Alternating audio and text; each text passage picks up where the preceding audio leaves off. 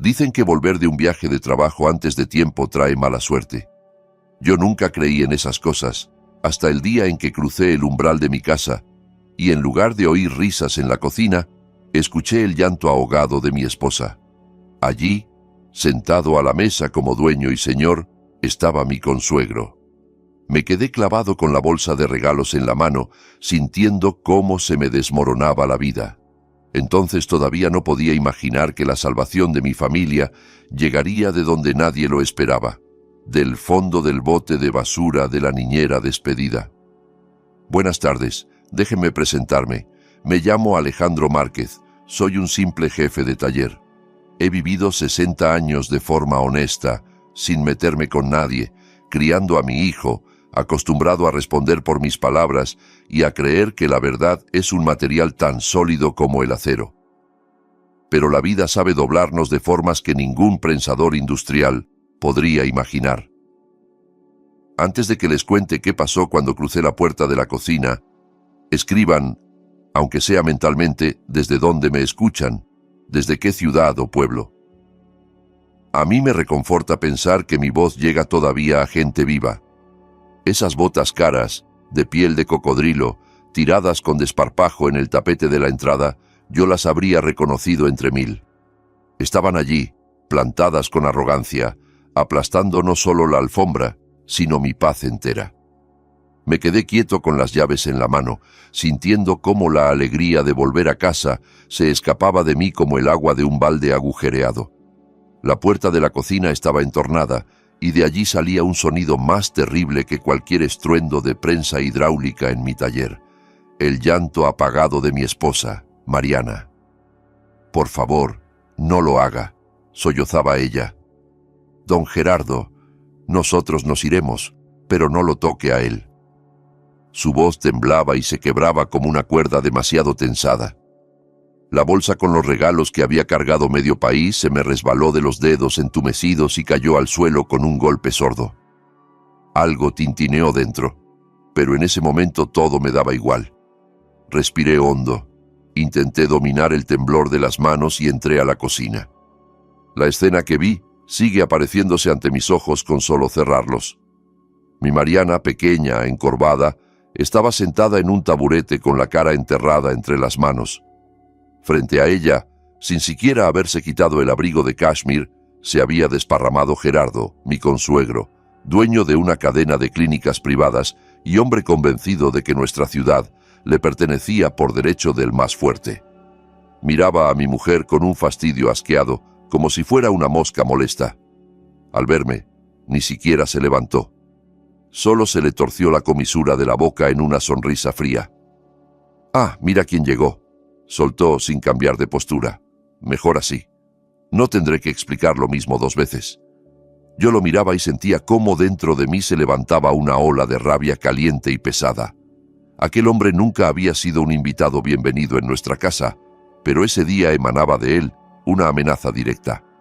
«¿Qué está pasando aquí, Gerardo?», pregunté, intentando que la voz me saliera firme, aunque el corazón me golpeaba en la garganta. «¿Por qué está llorando mi esposa?».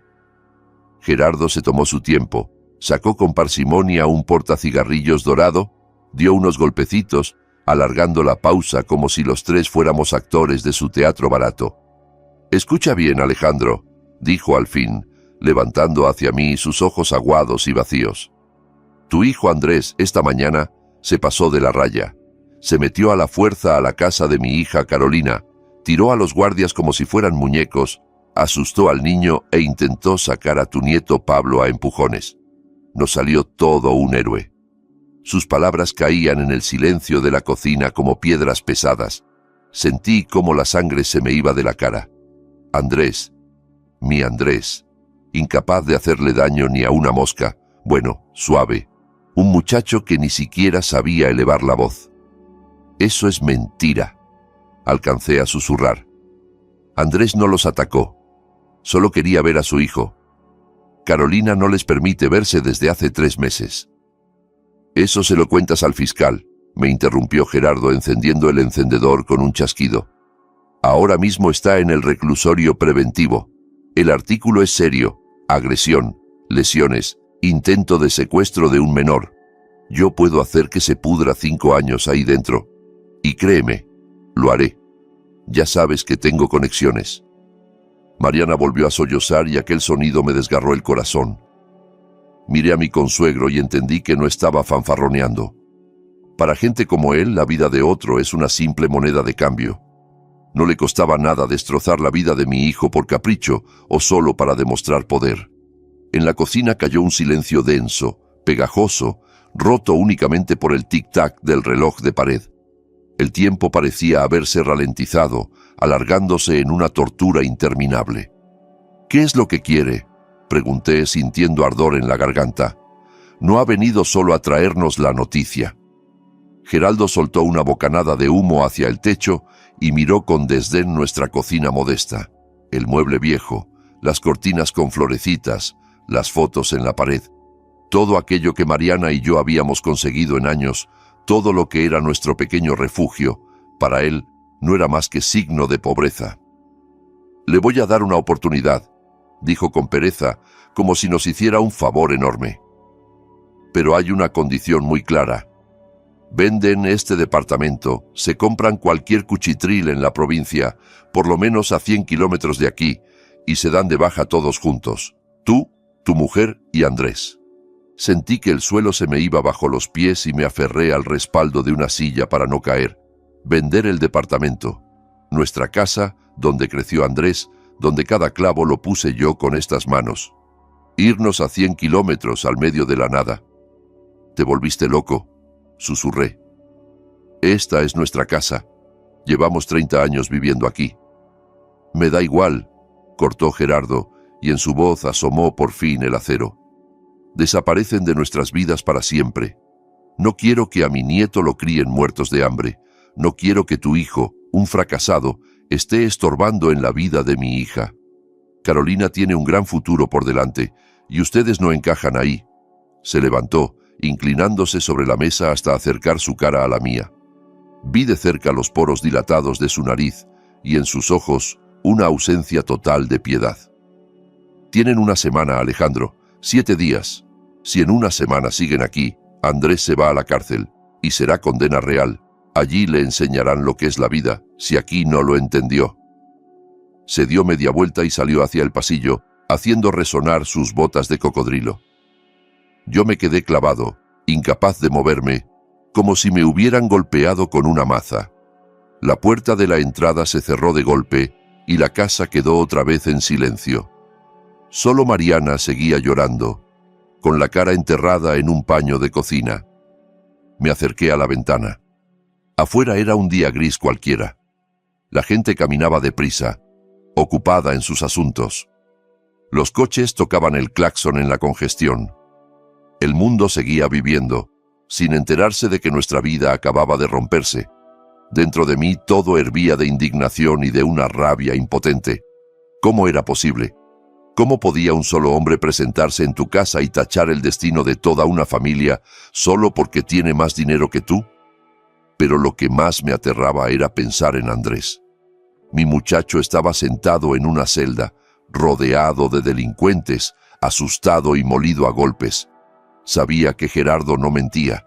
Si no obedecíamos, lo hundiría sin pestañear. «Ale», susurró Mariana, «¿qué vamos a hacer?». Me giré hacia ella. Tenía los ojos rojos, hinchados de tanto llorar, y en ellos se leía un miedo animal por su hijo. La abracé por los hombros, sintiendo que le temblaba todo el cuerpo. «Prepárate, Mari», dije con voz ronca, y mi propia voz me sonó extraña. «Voy a ir al reclusorio. Tengo que ver a nuestro hijo. Después veremos qué hacer». En ese momento no sabía todavía que aquello era solo el comienzo del infierno, ni por lo que tendríamos que pasar en esa semana. Creía que no podía haber nada peor, pero la vida tenía guardadas para nosotros pruebas que ni en pesadillas habría imaginado. Y lo más duro, la revelación más terrible, me esperaba más adelante.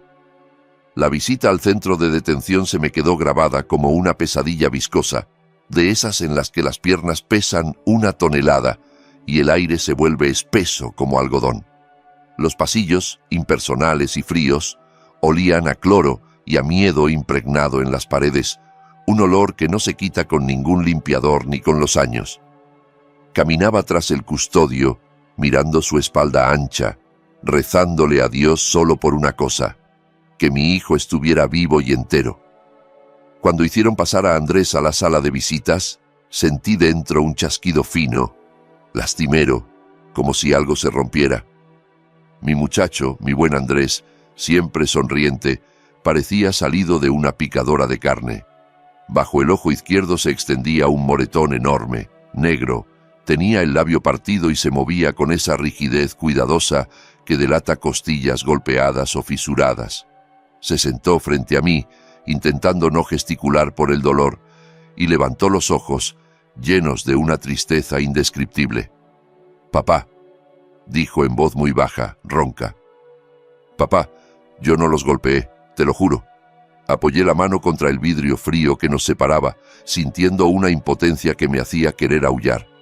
«Cuéntame, hijo», le pedí, tratando de sonar tranquilo para sostenerlo aunque fuera con el tono. «Dime cómo fue todo en realidad». Andrés respiró entrecortado, haciendo una mueca de dolor. «Fui a felicitar a Pablo», empezó. «Cumple 5 años. Le compré el carro a control remoto que tanto quería. Sabía que Carolina no iba a dejarme entrar, pero pensaba dejarle el regalo en la reja o dárselo a un guardia.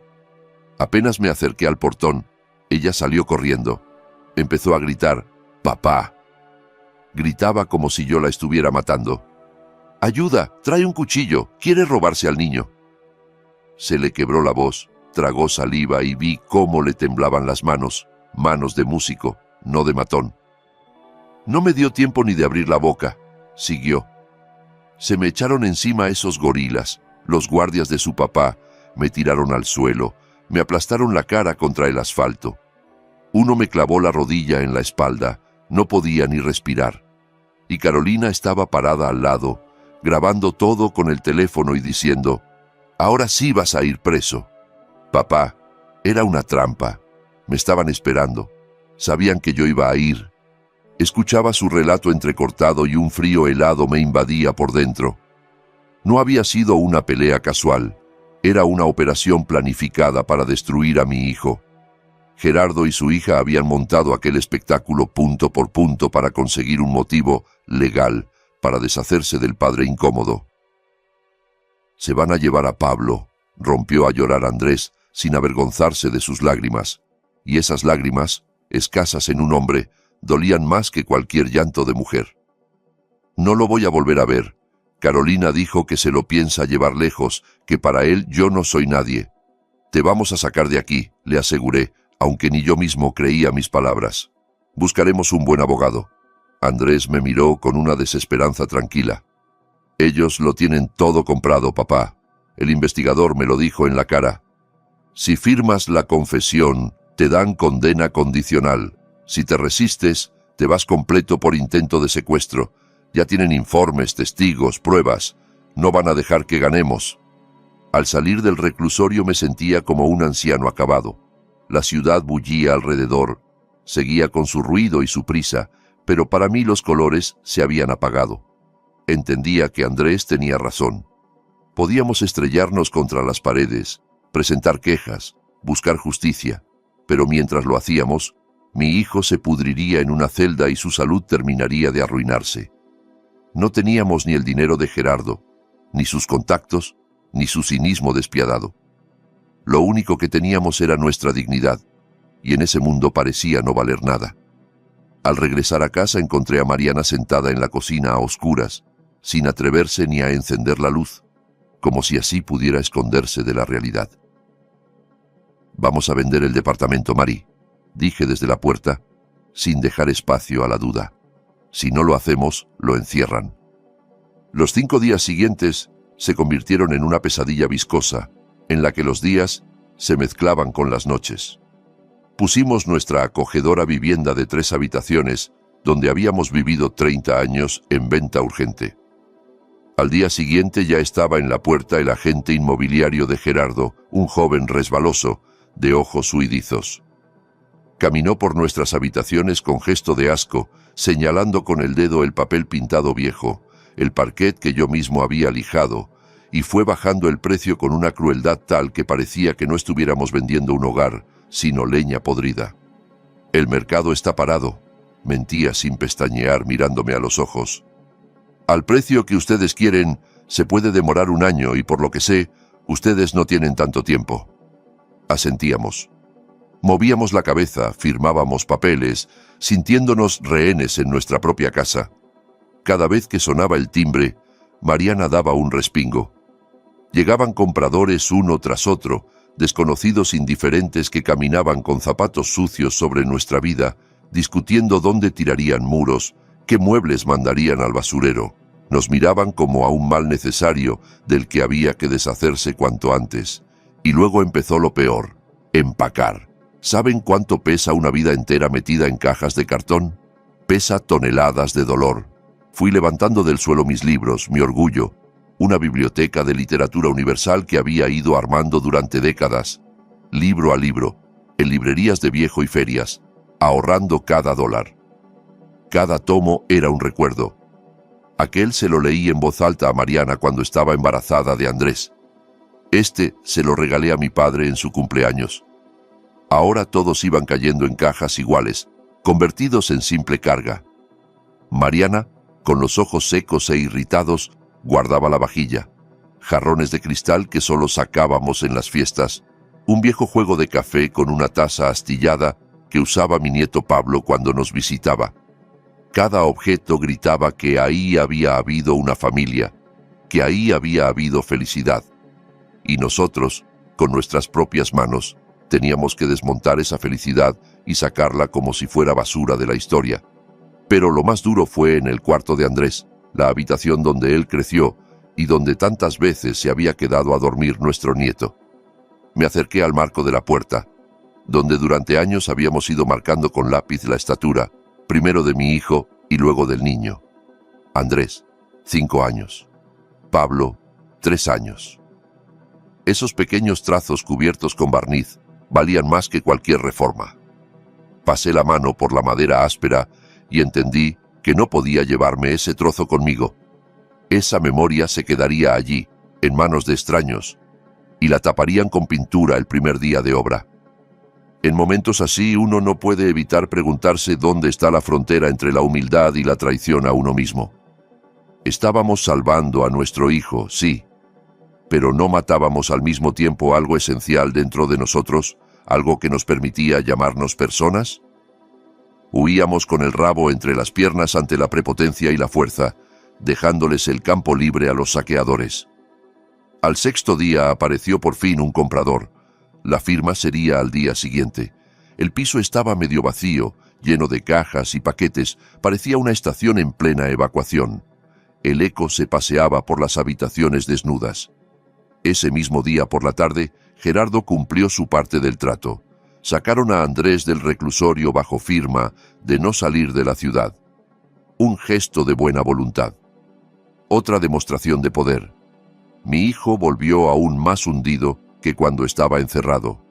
Pasó directo a su cuarto, se sentó en la única silla que quedaba y se quedó mirando un punto fijo. Estaba roto, no por la cárcel, sino por saber que se había convertido en la causa del derrumbe de nuestra vida. «Perdónenme», repetía en voz baja, balanceándose. «Papá, mamá, perdónenme, por mi culpa lo han perdido todo». Lo miraba y sentía que el corazón se me hacía pequeño de tanta lástima y amor. Pero junto a esa ternura crecía dentro de mí otra cosa, una determinación fría, furiosa. Habíamos perdido el apartamento, la tranquilidad, pero no podía permitir que nos arrebataran lo último, el derecho a despedirnos de nuestro nieto. La idea de irnos a la nada y no volver a ver nunca más a Pablito me quemaba como hierro al rojo. Recordé su risa, sus manitas tibias, cómo corría hacia mí gritando: «¡Abuelo!». ¿De verdad iba a dejar que Gerardo y su hija nos borraran de su memoria como si fuéramos un archivo inútil? «Voy a ir a verlo», dije en voz alta, mirando las cajas cerradas con cinta. Mariana levantó la cabeza del baúl, asustada. «Alejandro, ¿qué dices?». «No puedes ir a la casa de Gerardo, ahí está la seguridad. Van a llamar a la policía y te vas a ir preso con Andrés. No voy a su casa, respondí, sintiendo cómo un plan empezaba a tomar forma en mi cabeza. Voy a ir a ver a la niñera, a Luz Helena. Es una mujer sencilla, buena. Quiere a Pablito. Tal vez acepte llevarle un regalo. Saqué del bolsillo un caballito de madera que había tallado yo mismo durante el viaje de trabajo. Una pieza pequeña, lisa, que olía a madera de tilo y aceite de linaza. En cada curva de la crin había puesto mi alma, imaginando la cara de alegría de mi nieto. Me puse el abrigo y salí al atardecer otoñal. El viento me lanzaba hojas húmedas a la cara, pero yo no sentía el frío. No sabía todavía que esa visita a la niñera iba a ser la piedra que desencadenaría toda la avalancha de mentiras que había construido mi consuegro. Yo iba a pedir algo pequeño, y encontraría algo capaz de cambiarlo todo. El barrio donde vivía Luz me recibió con filas tristes de bloques de 5 pisos idénticos, con unos cuantos árboles pelados encogidos entre los edificios.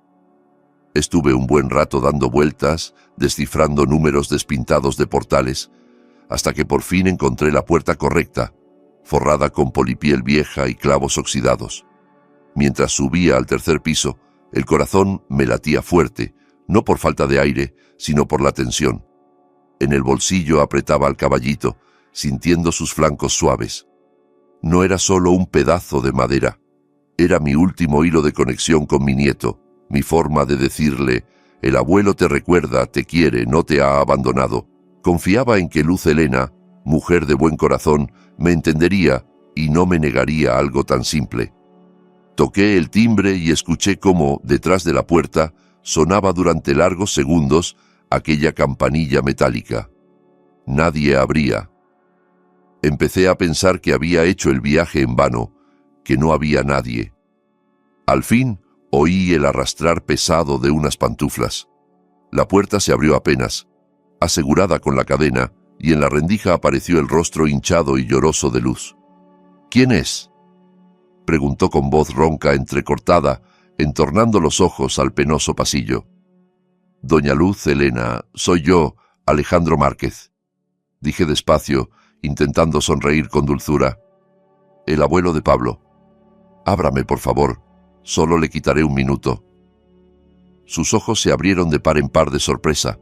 Se apresuró a trastear con la cadena y al fin abrió del todo. Frente a mí no estaba la mujer pulcra, siempre impecable con su uniforme, que solía ver en casa de Gerardo, sino una persona rota, profundamente desdichada, con una bata gastada. «Don Alejandro», balbuceó alisándose el cabello revuelto. «Dios mío, ¿qué hace usted aquí? ¿Qué ha pasado? Pase, por favor, no se quede en el pasillo». Crucé el umbral de su minúscula entrada, pobremente amueblada pero limpia. Olía a medicinas, a gotas para el corazón y a algo más, amargo y preocupante. «Perdón por venir sin avisar, Luz», empecé, incómodo por irrumpir así. «Nosotros nos vamos para siempre. Las cosas se dieron así. Quería pedirle un favor». Saqué el caballito del bolsillo y se lo tendí. «Es para Pablito, lo tallé yo mismo. Probablemente ya no volvamos a vernos, no nos dejan acercarnos a él. ¿Podría dárselo usted cuando tenga oportunidad? Dígale que es de su abuelo Alejandro. Usted está con él todos los días. ¿Podrá?». Me quedé con la frase a medias porque Luz se tapó la cara con las manos y rompió a llorar con un dolor que me dejó helado. Sus hombros se sacudían, y aquel llanto era tan desolador que me dejó sin saber qué hacer. «Luz, ¿qué pasa?». Me acerqué sin saber cómo consolarla. «¿La ofendí en algo?». «No voy a darle nada, don Alejandro», dijo entre sollozos, limpiándose la cara con la manga. «Ya no le voy a dar nada. Me corrieron. Hace 2 días me echaron como a un perro sarnoso». Me quedé quieto, sin creer lo que escuchaba. Luz había trabajado allí 3 años. Pablo la adoraba.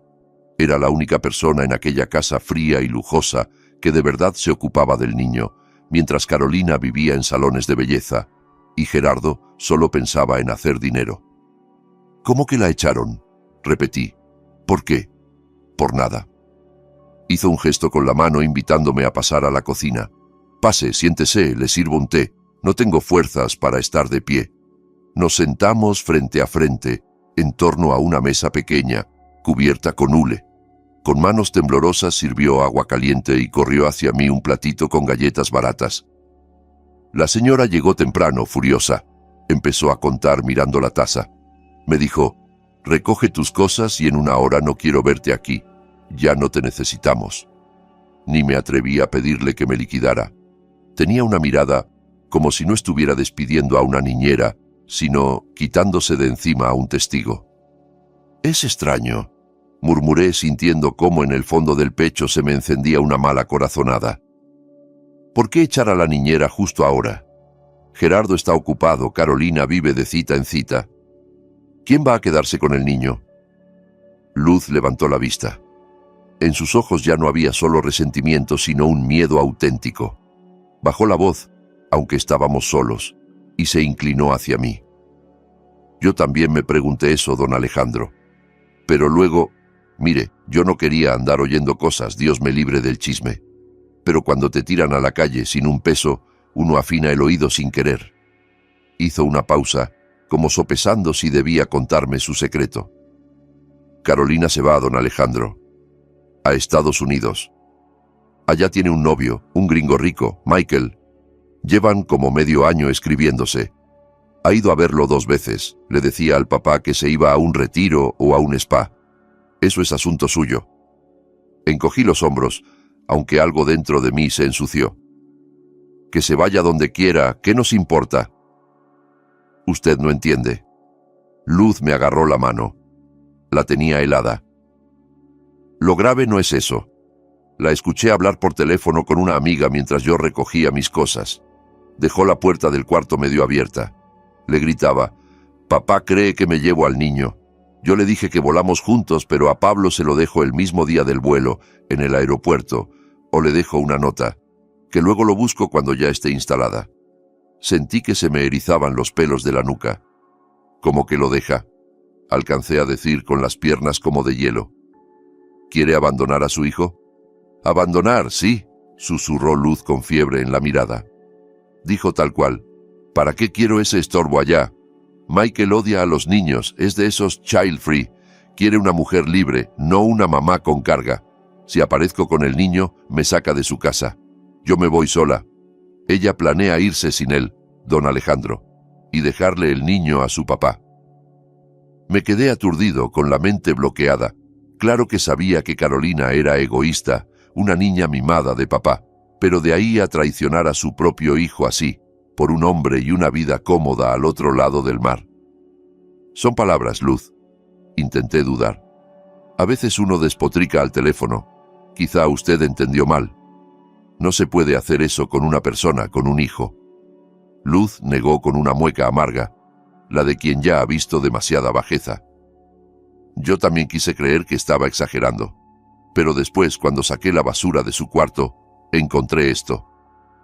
Me señaló con la cabeza el aparador. Se levantó, abrió un cajón y sacó una hoja arrugada, doblada en 4. La alisó sobre la mesa frente a mí. «Mire, se ve que lo imprimió, lo hizo bola y lo tiró, pensando que nadie metería la mano al cesto». Me puse las gafas y me acerqué. Era la impresión de una reserva de vuelo. Vuelo Ciudad de México, Nueva York. Fecha de salida: al día siguiente, a las 6 de la tarde. Fui directo a la línea que ponía pasajeros. Un solo nombre, un solo boleto. Lo leí de nuevo, buscando un error que no existía.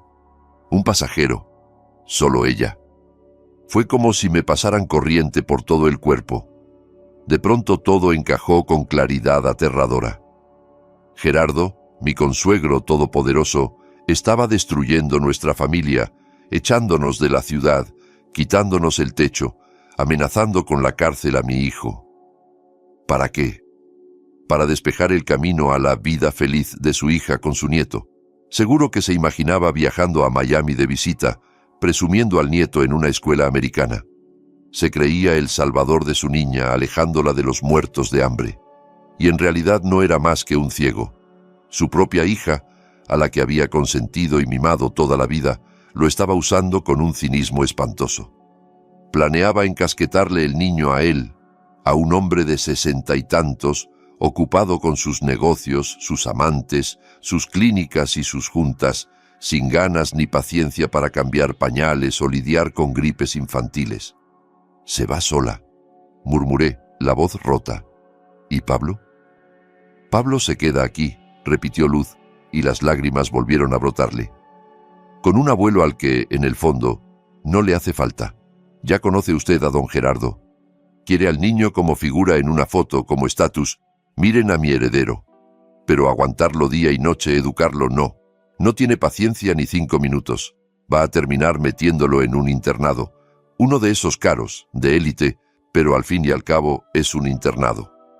En cuanto Carolina se suba al avión, el niño se quedará como huérfano, con padres y abuelos vivos».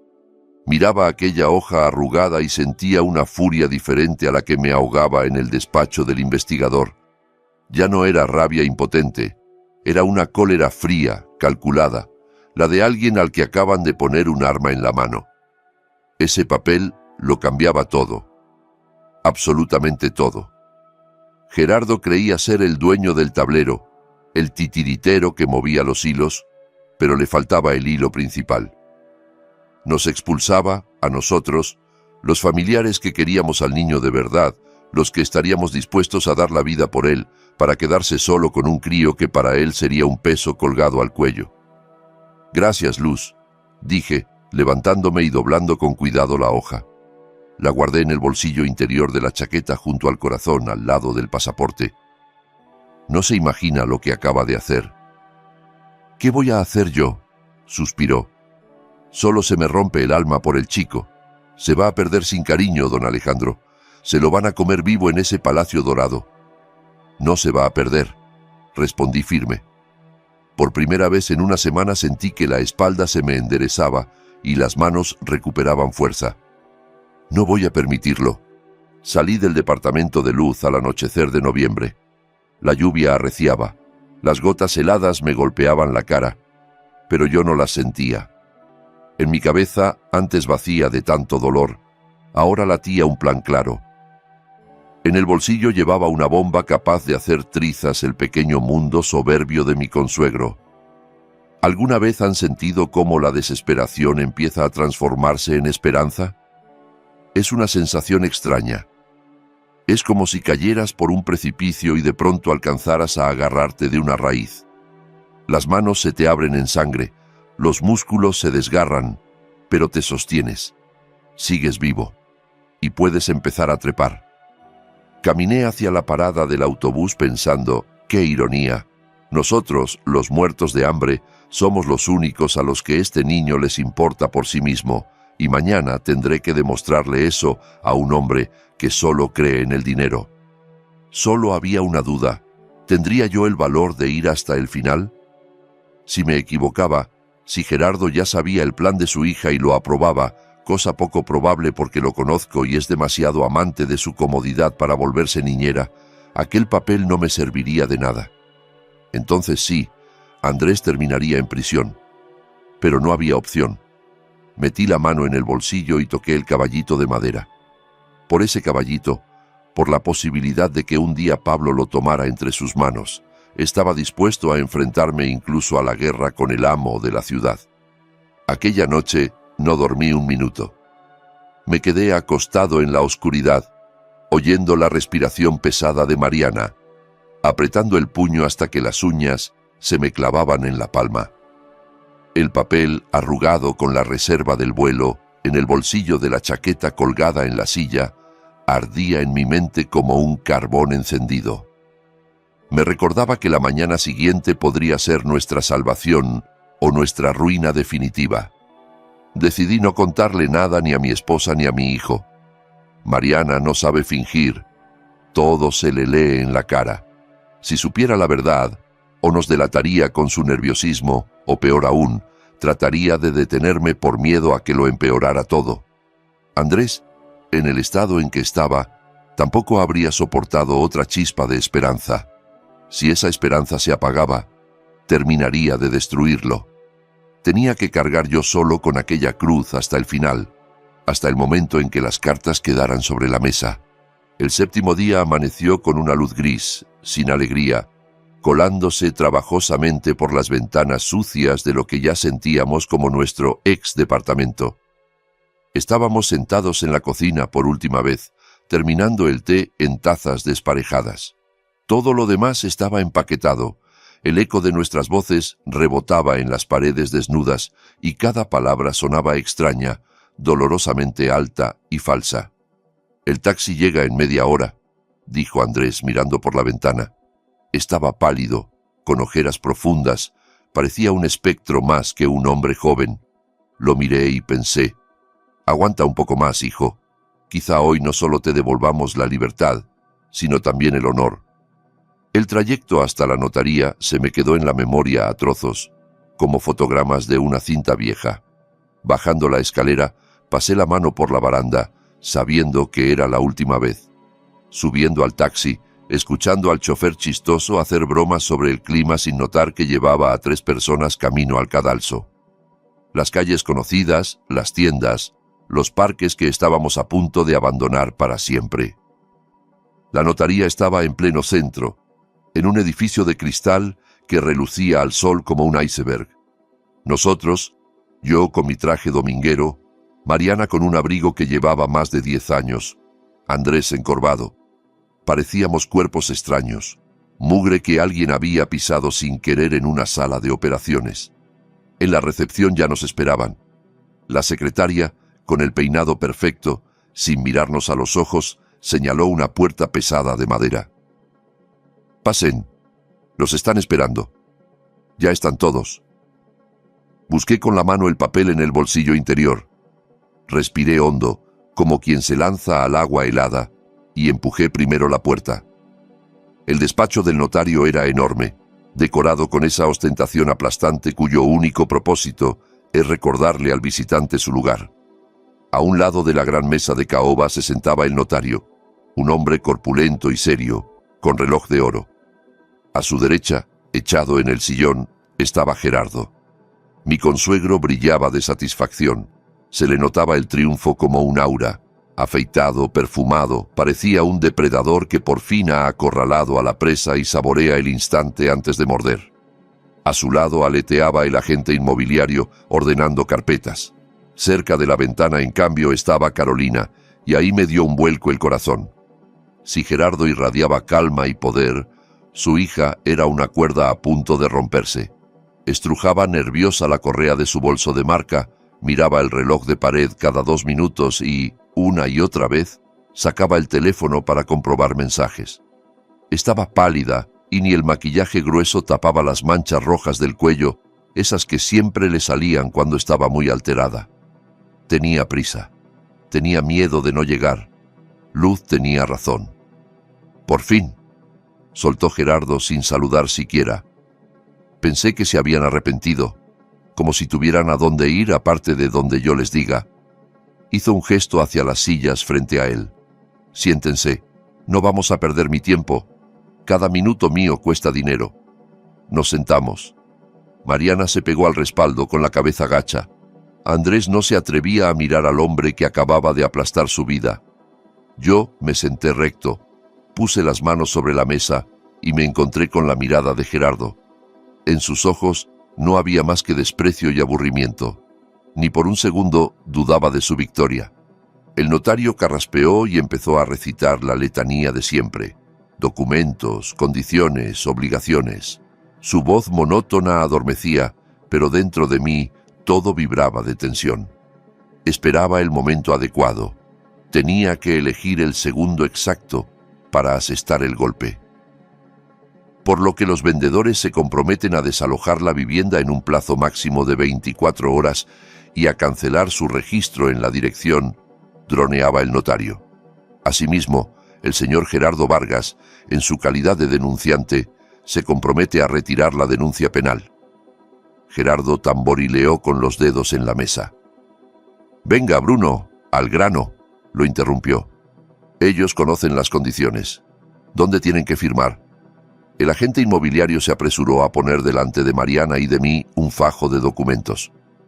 «Aquí, aquí y aquí», Iba marcando con el dedo. Contrato de compraventa, recibo de los fondos, compromiso de desalojo. Tomé la pluma. El metal frío me enfrió los dedos.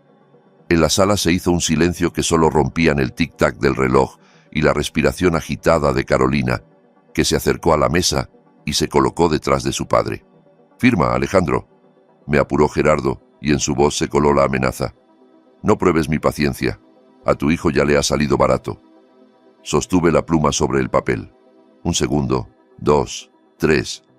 Para mí el tiempo se detuvo. Sabía que estaba a punto de hacer algo que o nos salvaría o nos terminaría de hundir. Si me equivocaba, si aquel documento era falso o Gerardo ya sabía todo, yo mismo mandaría a mi hijo a la cárcel. No habría segunda oportunidad. Estaba apostando la libertad de Andrés, nuestro techo, el futuro de la familia. Miré a mi hijo, su espalda encorvada, las manos temblorosas de Mariana. Luego miré a Carolina, que volvía a revisar el teléfono. Dejé la pluma sobre la mesa. El golpe de plástico contra la madera sonó como un disparo. Gerardo frunció el ceño. «¿Qué te pasa? ¿No escribe la pluma?» «Sí escribe», respondí tranquilo, sorprendido por lo firme que sonaba mi propia voz. «Solo quiero aclarar una cosa antes de que nos despidamos para siempre».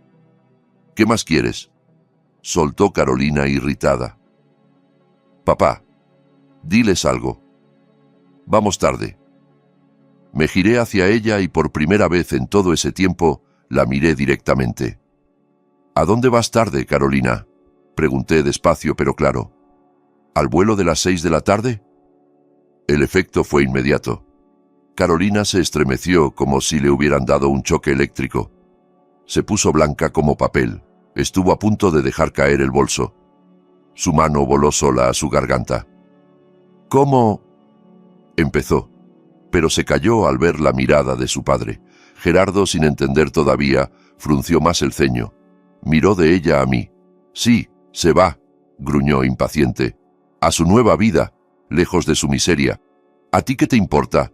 Firma y ya». Pero yo ya no lo miraba a él. No apartaba la vista de Carolina viendo cómo el miedo le llenaba los ojos. «Claro, a una vida nueva». Seguí sin subir el tono. «Miami, ¿no? Bonita ciudad. Mar, palmeras. Solo hay algo que me intriga, Gerardo. Una cosa que no me deja dormir. ¿Cuándo va a llevarse a Pablo? ¿En un mes, en un año o nunca? ¿Qué tonterías estás diciendo?» Gerardo se incorporó apoyando los puños en la mesa. Las mejillas empezaban a enrojecérsele. «Se van juntos desde ya, ¿verdad?» Sonreí amargamente. «Tu niñera Luz contaba otra historia. Dijo que tu nuevo yerno americano no soporta a los niños, que el chico no tiene visa ni pasaporte». Carolina retrocedió hacia la puerta. Le temblaban los labios. «Es absurdo», susurró. «Papá, no le hagas caso.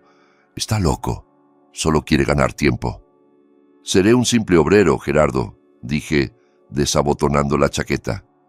«Pero sé leer».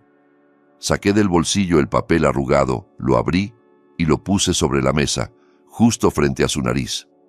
«Mira bien la reserva, Gerardo. Fíjate en la línea de pasajeros. Un solo nombre. Carolina Vargas. Para hoy. Clase business».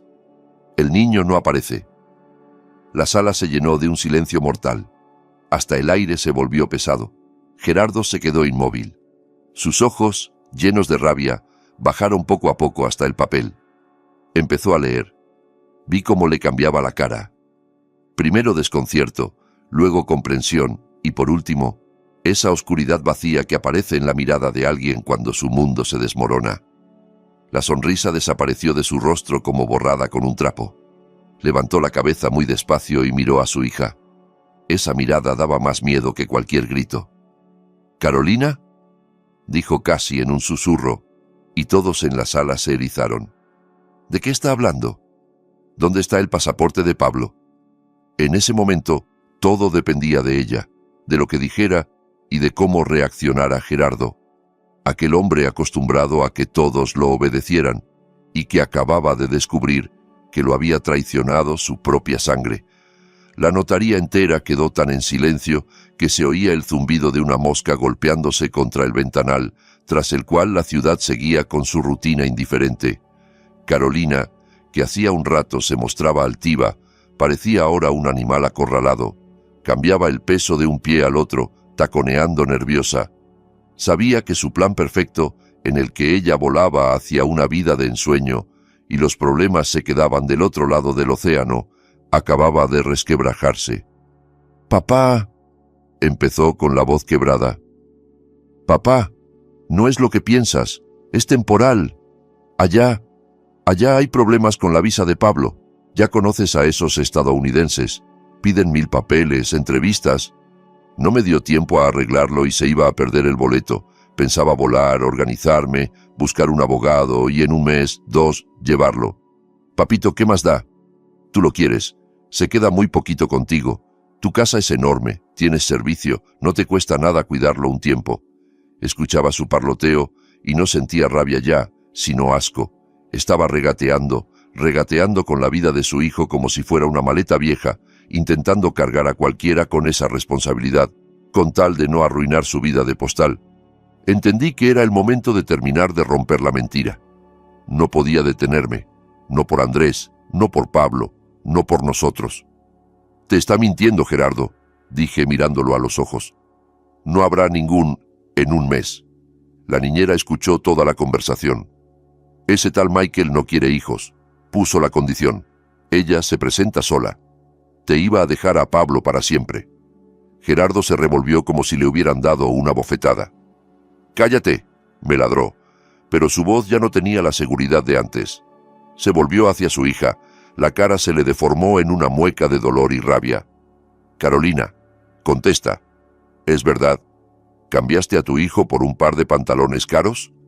Carolina gimió y el rímel se le deshizo en regueros negros, convirtiendo su rostro en una máscara grotesca. «No son pantalones, papá», gritó, ya fuera de sí. «Michael es mi oportunidad de vivir bien, no de envejecer en este pueblo. Sí, no quiere niños ajenos. ¿Y qué hago? ¿Me entierro viva? Soy joven, quiero vivir. Y Pablo no te es ajeno, tú eres rico, puedes con él. Contratas otra niñera, lo metes en un colegio de élite. ¿Qué más te da? Una niñera más, una menos». Sus frases flotaban en el aire, pesadas y sucias. Acababa de confesarlo todo, de confirmar palabra por palabra lo que me había contado Luz. Vi cómo la cara de Gerardo se ponía púrpura. La sangre se le subía a la cabeza. Él, el dueño de media ciudad, el hombre que resolvía todo con una llamada, acababa de comprender que lo habían engañado, y lo había hecho su propia hija. Ella había usado su dinero, su influencia, para destruirnos, echarnos de nuestra casa, meter a mi hijo en prisión. Todo para aligerar su propio equipaje. No lo quería, no lo respetaba, solo lo veía como una billetera y una pensión gratis para su hijo. «¿Puedo con él?», jadeó Gerardo levantándose.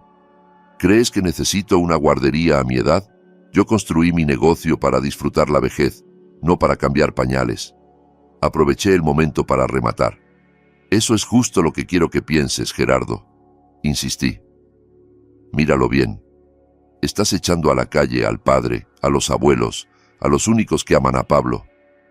Vas arrasando con todo lo que hay alrededor de ti. ¿Para qué? ¿Para llevarlo personalmente al médico? ¿Para quedarte en casa cuando tenga fiebre? ¿De verdad vas a sacrificar tus comodidades, tus amantes, tus viajes? ¿O lo vas a mandar a un internado en cuanto Carolina suba al avión?» Gerardo me miró, y en sus ojos vi algo nuevo. Miedo. El miedo del egoísta que de pronto entiende que le quieren colgar un peso que no pensaba cargar. Él quería un heredero para la foto familiar, un niño bien vestido al que presumir. No quería la rutina diaria de un niño real. ¿A un internado? Siseó con dificultad. Lo mandaría a un internado. «No vas a poder, Gerardo», lo acorralé. «La gente no lo entendería. Tu estatus no te dejaría. El señor Vargas metió a su nieto en un internado teniendo hija viva. Te harían pedazos. Vas a tener que criarlo tú solo, porque nosotros nos iríamos, como tú querías, y te quedarías con un niño de 5 años abandonado por su madre, un niño que te odiaría por lo que le hiciste a su padre. Gerardo volvió la mirada hacia Carolina. Ella seguía junto a la puerta, patética, despeinada, pero aferrada a su boleto.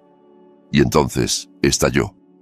Con un rugido, agarró del escritorio la carpeta de documentos, esos mismos que teníamos que firmar, y se la lanzó a la hija.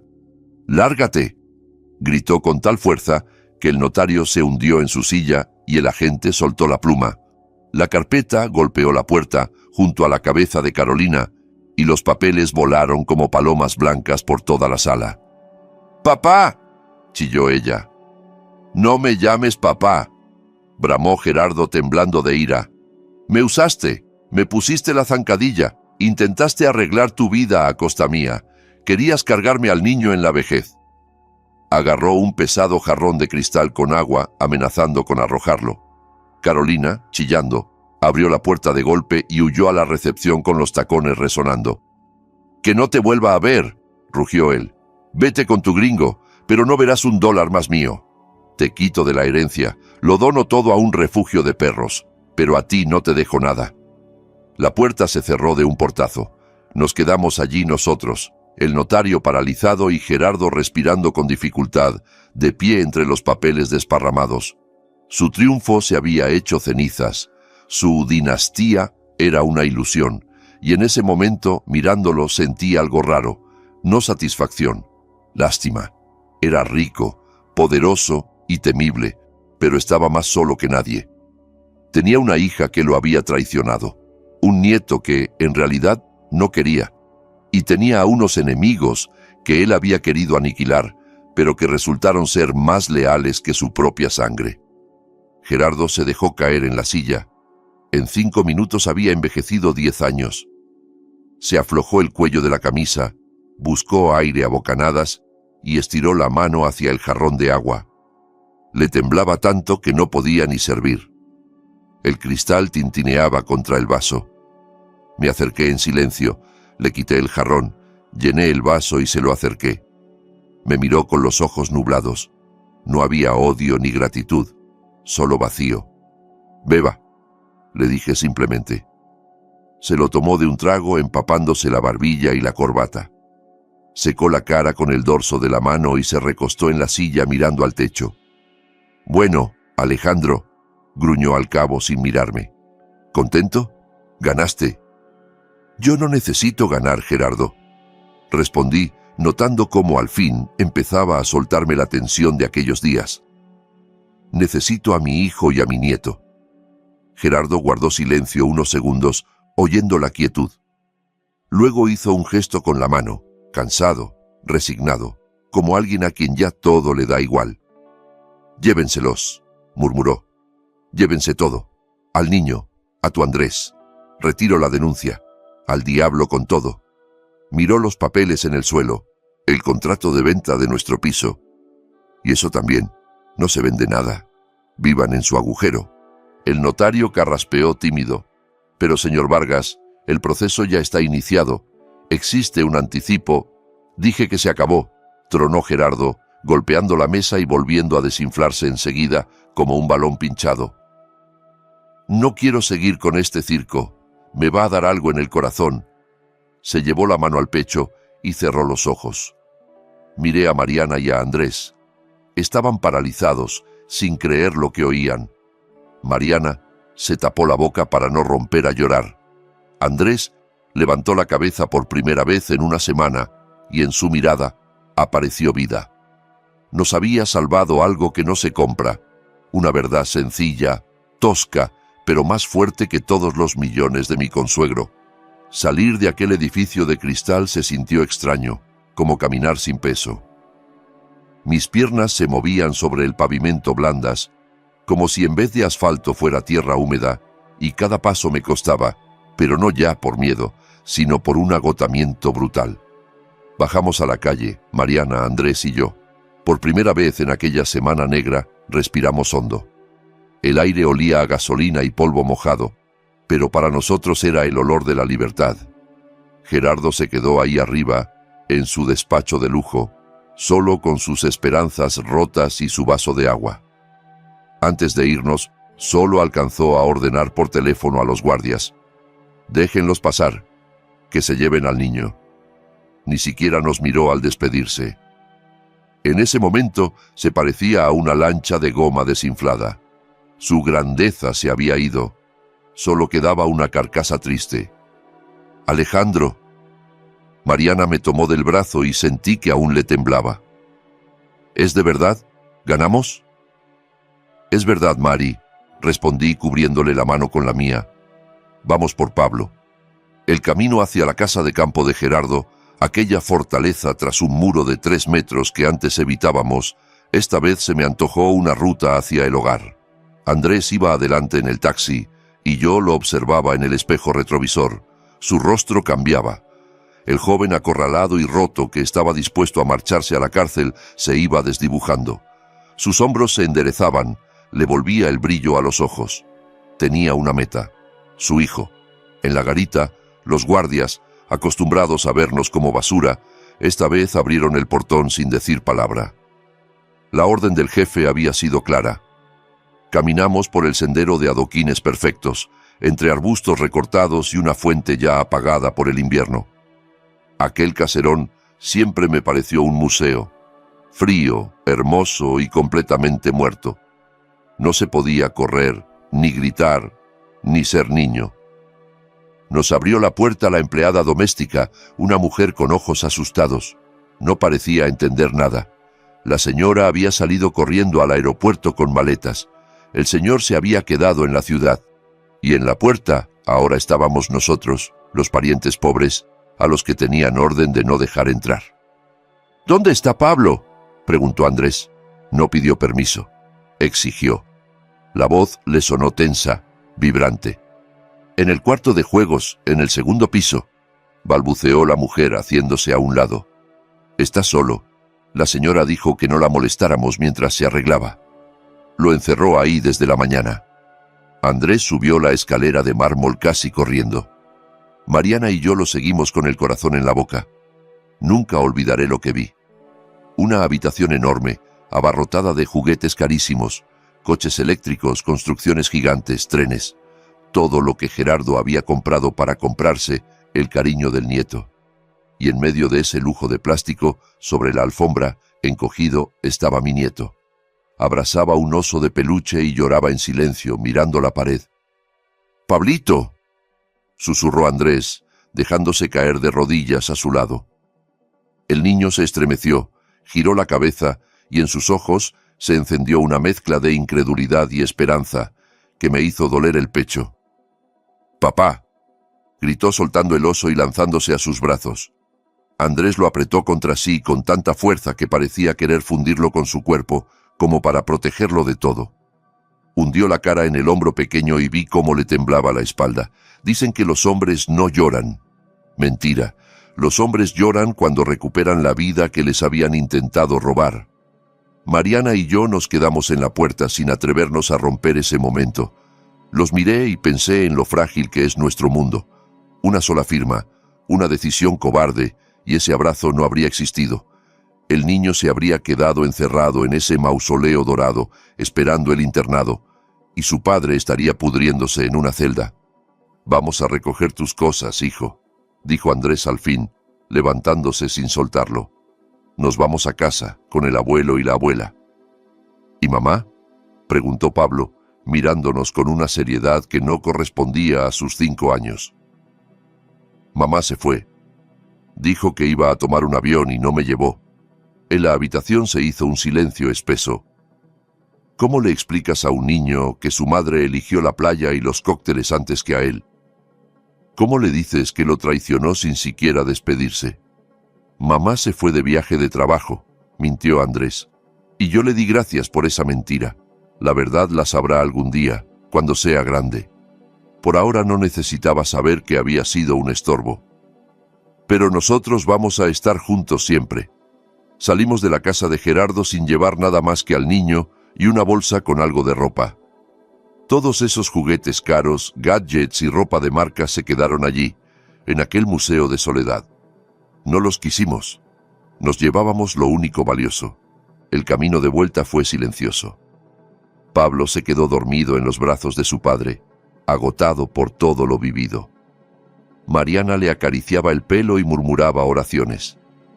Yo miraba por la ventana las luces de la ciudad anocheciendo y sentía cómo, por dentro, se iba soltando poco a poco el resorte que había estado tenso al máximo aquellos 7 días. Al entrar a nuestro departamento ya era de noche. Al cruzar la puerta, nos detuvimos. El pasillo estaba lleno de cajas, las paredes desnudas, sin cuadros. Era la misma casa, y sin embargo parecía saqueada.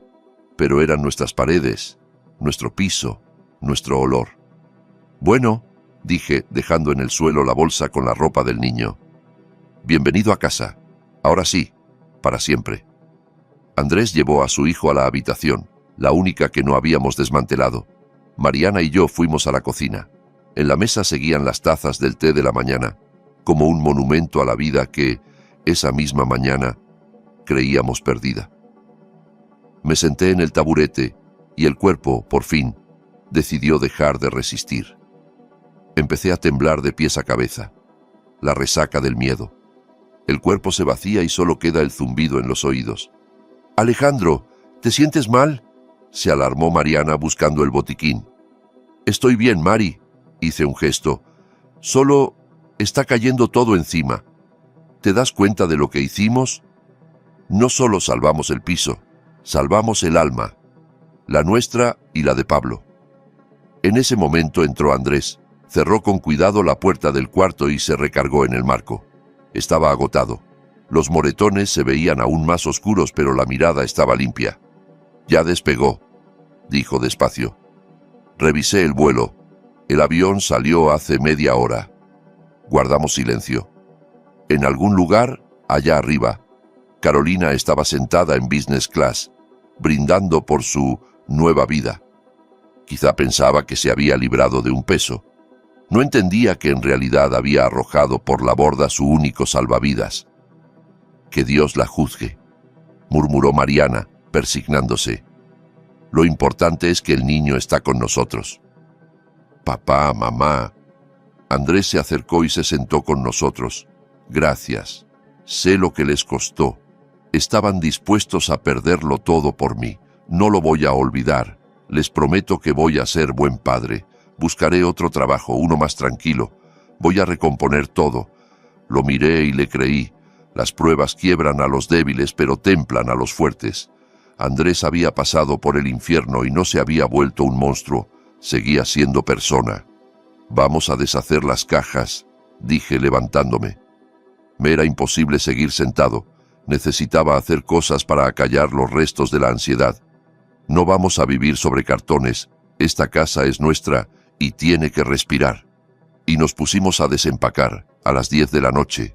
Sacar libros, colgar otra vez las cortinas, acomodar la vajilla. Lo hacíamos en silencio, pero coordinados, como una máquina bien aceitada. Cada objeto que volvía a su lugar era un símbolo de nuestra victoria. Saqué de una caja al caballito de madera, aquel que había llevado a luz, y lo puse en la repisa. Había cumplido su misión. Se había convertido en la llave que nos abrió la puerta del futuro. Pero junto a la alegría del regreso había amargura. Sabíamos que la vida no volvería a ser igual. Habíamos visto el reverso de gente a la que llamábamos familia. Nos habíamos asomado al abismo de la traición. Esas heridas tardan en cerrar. Cuando terminamos con la última caja, salí al balcón a fumar. La ciudad nocturna se extendía frente a mí, parpadeando con miles de luces. En algún piso alto, tal vez, estaba Gerardo, solo con su riqueza.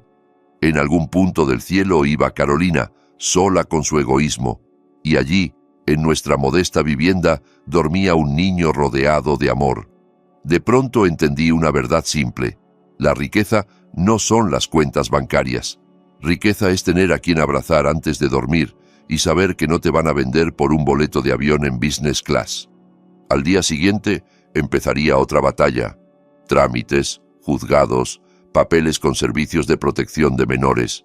Gerardo cumpliría su palabra y no pondría trabas, pero la burocracia no perdona. Sería duro, sí, pero serían problemas de gente viva, libre. Apagué el cigarro y regresé a la casa.